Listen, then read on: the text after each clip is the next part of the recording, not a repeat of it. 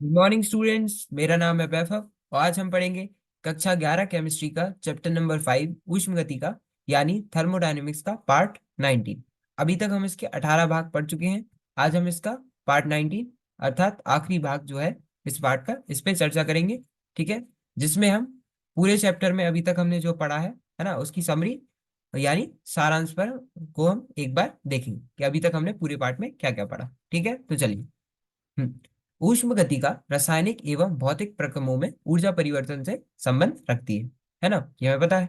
यह इन परिवर्तनों का मात्रात्मक अध्ययन करने तथा उपयोगी अनुमान लगाने में हमें सहायता करती है। ठीक है, जो ऊष्म गतिका है वह हमें इन परिवर्तनों का, जो ऊर्जा परिवर्तन हो रहे हैं, ठीक है, इन परिवर्तनों का मात्रात्मक अध्ययन करने तथा उपयोगी अनुमान लगाने में सहायता करती है। इन कार्यों के लिए हम ब्रह्मांड को निकाय एवं परिवेश में विभाजित करते हैं, है ना। निकाय जहाँ पे अभिक्रिया हो रखी है, हो रही हो, और निकाय के अलावा जो पूरा ब्रह्मांड है वह क्या परिवेश होता है। रासायनिक एवं भौतिक प्रकम जो रासायनिक एवं भौतिक प्रकम ऊष्मा उत्सर्जन या अवशोषण के साथ होते हैं। ठीक है, जिसका कुछ भाग कार्य में भी बदला जा सकता है। ठीक है, हम ऊष्मा का जो कुछ भाग है वह कार्य में बदल सकते हैं। ये राशियां ऊष्म गति के प्रथम नियम, ऊष्म गतिका के प्रथम नियम delta U equals to Q plus W द्वारा संबंधित होती है। ठीक है, ऊष्म गतिका का प्रथम नियम क्या है? डेल्टा यू बराबर क्यू प्लस डब्ल्यू। ठीक है, डेल्टा यू प्रारंभिक एवं अंतिम अवस्था पर निर्भर करता है। ठीक है, आंतरिक ऊर्जा को हम यू बोलते हैं और आंतरिक ऊर्जा के परिवर्तन को हम डेल्टा यू बोलते हैं। ठीक है, तो जो डेल्टा यू है वह प्रारंभिक एवं अंतिम अवस्था पर निर्भर करता है, तथा जो यू है वह अवस्था फलन है, क्योंकि ये उस उनके बीच के पथ पर निर्भर नहीं करता। जबकि जो क्यू और डब्ल्यू है वह पथ पर निर्भर करते हैं, इसलिए वह अवस्था फलन नहीं। ठीक है, हम Q एवं W के लिए चिन्ह परिपाटी का पालन करते हैं।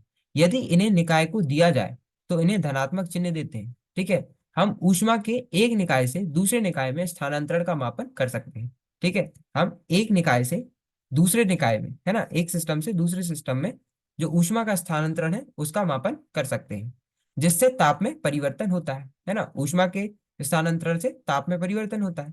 तापमान में वृद्धि का मान पदार्थ की ऊष्म धारिता पर निर्भर करता है। ठीक है, तापमान जो वृद्धि का मान है वह पदार्थ की ऊष्म धारिता पर निर्भर करता है। अतः अवशोषित या उत्सर्जित ऊष्मा का जो सूत्र है वह Q equals to C delta T होता है ना। अवशोषित या फिर उत्सर्जित ऊष्मा जो है Q, उसका सूत्र क्या होता है? सी डेल्टा टी होता है। Q equals to C delta T. यदि गैस का प्रसरण होता है तो कार्य का मापन W equals to minus P E X delta V से करते हैं। ठीक है, अगर गैस का प्रसरण होता है, ठीक है, गैस का प्रसरण होता है तो कार्य का मापन हम W equals to minus P X delta V से करते हैं। ठीक है, उत्क्रमणीय प्रकम के आयतन के अतिणु परिवर्तन के लिए पी एक्स जो है वह पी के बराबर होता है ना। तो हम पी एक्स की जगह पी का मान रख सकते हैं। ठीक है, अतः W R E B equals to minus P DV. ठीक है, जो कार्य है वह माइनस पी डीवी के बराबर होता है। ठीक है, इस अवस्था में हम गैस समीकरण पीवी इक्वल्स टू एनआरटी का प्रयोग कर सकते हैं। ठीक है, ये सभी हमने अपने भागों में पढ़ा है कि जो कार्य होता था वह कितना माइनस पी डीवी के बराबर होता था। और इसमें हम समीकरण जो पीवी इक्वल्स टू एनआरटी है, जिसमें एन क्या है? मोल्स की संख्या है ना, इनका प्रयोग कर सकते हैं। ठीक है, स्थिर आयतन पे जो कार्य होता है वह शून्य होता है। तब जो डेल्टा यू है वह क्यूबी के बराबर होता है ना। क्यूबी बराबर क्यूबी मतलब ऊष्मा जब जो आयतन है वह स्थिर हो। ठीक है, जो जब स्थिर आयतन हो तो जो कार्य है वह शून्य होता है, और तब जो डेल्टा यू है वह क्यूबी के बराबर होता है। अर्थात यह स्थिर आयतन पर स्थानांतरित ऊष्मा है। परंतु रासायनिक अभिक्रियाओं के अध्ययन के लिए हम सामान्यतः स्थिर दाब लेते हैं। परंतु जो रासायनिक अभिक्रियाओं का अध्ययन जब हम करते हैं तो उसके लिए हम सामान्यतः स्थिर दाब लेते हैं। हम एक और अवस्था फलन एंथैल्पी को परिभाषित करते हैं। ठीक है, एंथैल्पी परिवर्तन क्या होता है? Delta H equals to delta U plus delta N G R T. यहाँ पे डेल्टा एन जी क्या है? मोल्स की संख्या में जो अंतर है उसे हम डेल्टा एन जी बोलते हैं। ठीक है, मोल्स की संख्या में अंतर मतलब उत्पाद और अभिकारकों के जो मोल्स की संख्या में अंतर है उसे हम डेल्टा एनजी बोलते हैं गैसीय अवस्था में। ठीक है, तो delta H equal to delta U plus delta NG RT का मापन सीधे स्थिर दाब पर ऊष्मा परिवर्तन से किया जा सकता है। यहाँ जो डेल्टा एच है वह क्यूपी के बराबर होता है। ठीक है। एंथैल्पी परिवर्तनों के कई प्रकार है ना। एंथैल्पी परिवर्तन हमने कई प्रकार के पढ़े थे। ठीक है। जैसे दहन एंथैल्पी पढ़े थे, विचलन एंथैल्पी पढ़ा था, और भी कई प्रकार की एंथैल्पी हमने पढ़ी हुई। तो एंथैल्पी परिवर्तनों के कई प्रकार हैं। प्रावस्था परिवर्तन जैसे गलन, वाष्पीकरण एवं ऊर्ध्वपातन, है ना, सामान्यतः स्थिर ताप पर होते हैं, जिन्हें धनात्मक एंथैल्पी परिवर्तन से अभिलक्षित किया जाता है। ठीक है।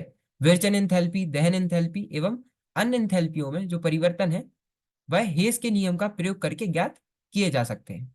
रासायनिक अभिक्रिया में एंथैल्पी परिवर्तन जो है डेल्टा आर एच, इसे हम इस सूत्र से, है ना, इस सूत्र से डेल्टा आर एच हम निकाल सकते थे, मतलब निकाल सकते हैं। वो क्या है? Sigma A I delta H minus sigma B I delta H. ठीक है। ये क्या है? अर्थात गैसीय अवस्था में जो डेल्टा आर एच है उसका मान क्या होगा? अभिकारकों की, मतलब देखो, ए और बी क्या है, जब हम किसी अभिक्रिया की बात करेंगे तो ए और बी उन अभिक्रिया में जो अभिकारक और उत्पाद होते हैं उनके स्टोइकोमेट्रिक गुणांक है। ठीक है। तो जो सूत्र है वह है सिग्मा, मतलब ए डेल्टा एच, है ना, जो एंथैल्पी परिवर्तन है, और उसका हम जब स्टोइकोमेट्रिक गुणांक से गुणा करेंगे, है ना, तो इन सभी का योग जो है उत्पाद का, और उसमें से हम घटा देंगे बी डेल्टा एच को, मतलब एंथैल्पी परिवर्तन अभी अभिकारक का। ठीक है। और जब हम उनके स्टोइकोमेट्रिक गुणांक से उनका गुणा करेंगे, ठीक है, और इनका जो योग होगा, है ना, उसे जब हम इनके योग से घटा देंगे तो हमें डेल्टा एच देखने को मिलेगा। ठीक है। इसमें कोई दिक्कत नहीं ना? चलो। ऊष्म गतिका का प्रथम नियम रासायनिक अभिक्रिया की दिशा के बारे में हमें निर्देशित नहीं करता। जो ऊष्म गतिका का प्रथम नियम है वह हमें रासायनिक अभिक्रिया की दिशा के बारे में नहीं बताता। अर्थात यह नहीं बताता कि जो रासायनिक अभिक्रिया का प्रेरक बल क्या है। विलगित निकाय के लिए, जब आइसोलेटेड सिस्टम हो, अर्थात विलगित निकाय हो, उनके लिए जो डेल्टा यू होता है वह शून्य होता है। अतः हम इस कार्य के लिए दूसरा अवस्था फलन, जिसे हम एस से निरूपित करते हैं, एंट्रोपी बोलते हैं। ठीक है। तो इस कार्य के लिए हम दूसरा अवस्था फलन एंट्रोपी को परिभाषित करते हैं। एंट्रोपी अव्यवस्था का मापन है। ठीक है। जितनी ज्यादा अव्यवस्था उतनी ज्यादा एंट्रोपी। एक स्वतः प्रवर्तित प्रकम के लिए कुल एंट्रोपी परिवर्तन धनात्मक होता है। ठीक है। अगर हम एक स्वतः प्रवर्तित प्रकम की बात करें तो उनके लिए जो कुल एंट्रोपी परिवर्तन है वह धनात्मक होता है। एक विलगित निकाय के लिए जो डेल्टा यू है वह शून्य के बराबर होता है, और जो डेल्टा एस है ये धनात्मक होता है, अर्थात शून्य से ज्यादा होता है। अतः एंट्रोपी परिवर्तन स्वतः प्रवर्तित प्रकम को विभेदित करता है, जबकि ऊर्जा परिवर्तन नहीं करता। उत्क्रमणीय प्रकम के लिए एंट्रोपी परिवर्तन समीकरण कुछ इस प्रकार से दिया जाता है। ठीक है। कब उत्क्रमणीय प्रकम के लिए डेल्टा एस क्या होता है? क्यू बटा टी होता है। ठीक है। से ज्ञात किया जा सकता है, और जो क्यू बटा टी है ये पथ पर निर्भर नहीं करता। ठीक है। इसलिए जो डेल्टा एस है ये भी अवस्था फलन होता है। ठीक है। चूंकि अधिकांश रासायनिक अभिक्रियाएं स्थिर दाब पर होती हैं, क्योंकि जो अधिकांश रासायनिक अभिक्रियाएं हैं वह स्थिर दाब पर होती हैं, अतः हमने दूसरा अवस्था फलन गिव्स ऊर्जा, जिसे हम जी से निरूपित करते हैं, उसे परिभाषित किया, जो निकाय के एंट्रोपी एवं एंथैल्पी परिवर्तनों से समीकरण delta G equals to delta H minus T delta S द्वारा संबंधित है। ठीक है। क्योंकि जो ज्यादातर रासायनिक अभिक्रियाएं हैं वह स्थिर दाब पर होती हैं, इसलिए हमने एक दूसरा अवस्था फलन गिव्स ऊर्जा, जैसे हम जी से निरूपित करते हैं, इसे परिभाषित किया, जो कि निकाय की एंट्रोपी एवं एंथैल्पी परिवर्तनों पर निर्भर करता है। तो डेल्टा जी क्या होता है? Delta H minus T delta S. या डेल्टा एस क्या है? डेल्टा एस एंट्रोपी है, ठीक है, निकाय की, और डेल्टा एच क्या है? एंथैल्पी परिवर्तन है। ठीक है। द्वारा संबंधित है। स्वतः प्रवर्तित प्रकम के लिए जो डेल्टा जी है वह शून्य से कम होता है। ठीक है। डेल्टा जी किसका? निकाय का। डेल्टा जी सिस्टम जो है वह शून्य से कम होगा, एवं साम्य अवस्था पर जो डेल्टा जी है निकाय का वह शून्य होगा। ठीक है। मानक गिब्स ऊर्जा परिवर्तन साम्य स्थिरांक से delta G equals to minus R T L N K समीकरण से संबंधित है। ठीक है। जो मानक गिब्स ऊर्जा परिवर्तन है वह साम्य स्थिरांक से, जो सूत्र है, समीकरण क्या है? Delta G equals to minus R T L N K, है ना। अगर इसे हम लॉग में करेंगे तो delta G equals to minus 2.303 R T log K हो जाएगा।